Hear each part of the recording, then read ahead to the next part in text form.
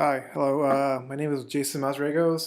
This is part of my CS109 presentation, and mine's going to be on comic book data. Part of the reason why I picked this seems like every summer, like the whole Hollywood blockbusters thing seems to grow and bigger and bigger and bigger.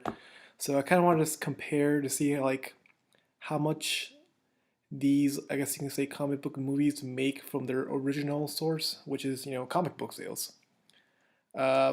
All right, where did I find this data? I found it from, Comics Run, the Comic Chronicles. Not sure how to pronounce that, but all right. And the titles that I picked for this project were Uncanny X-Men, Batman, Avengers, Fantastic Four, and Action Comics. Uh, I also incorporated like the month and year each issue came out. The comic sold to the comic store, so this does not include online sales because I couldn't really find that information. Profits from said comics sold, and I had the issue numbers there originally, but I t- didn't really use them, so they kind of were useless. All right, now I'll show you my math lab stuff.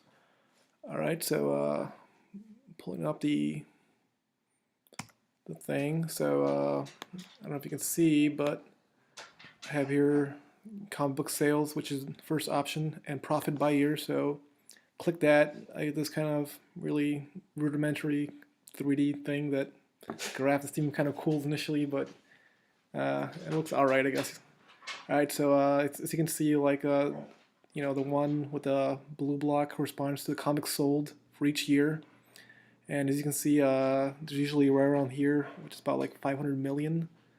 So I think what 2012 had a little bit more, a little over half a million. 2013 maybe a little bit more than that, and 14 seem to have the lowest. The second block is money made, which that's what it comes down to for a lot of these corporations. And so you can see, like originally 2011, not a lot. Then 2012 seemed like it made more money, uh, well over what was that, 30 million. So it grew and grew and grew and grew. So that's evident. Let's get to the second option, which is comic book sales and profit by month. I picked this one because I wanted to see maybe if like there's like maybe a trend to see maybe if they sell more comics in a certain time of year. You know how like usually like the blockbuster movies come out during summer. Maybe there's the same pattern. So I went ahead and analyzed this data, and it really wasn't the case. As you can see, like I have two y-axes. The one on the left here in blue, corresponding with the blue graph is comics sold, and the one right here is profits.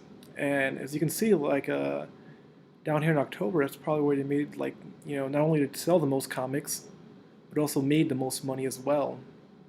Uh, I mean, the rest of the months are maybe a little bit in July, but they're kind of like not too crazy. I mean, in April it seemed like it made a lot more money than comparatively to what it sold. So that's interesting. Let's go to the last function that I have is the head-to-head comic titles for years. So if you go ahead and click this, it's kind of self-explanatory. So here, please enter your first comic book number. So I have, one Uncanny X-Men, two is Avengers, three is Fantastic Four, four is Batman, and five is Action Comics. Superman. For those of you who don't know that. So let's go ahead and analyze Uncanny X-Men and Batman for 2012. All right, as you can see, I have here the legend first title copy sold, which is in this case was one. So that was Uncanny X-Men, and then the second one would be what was it?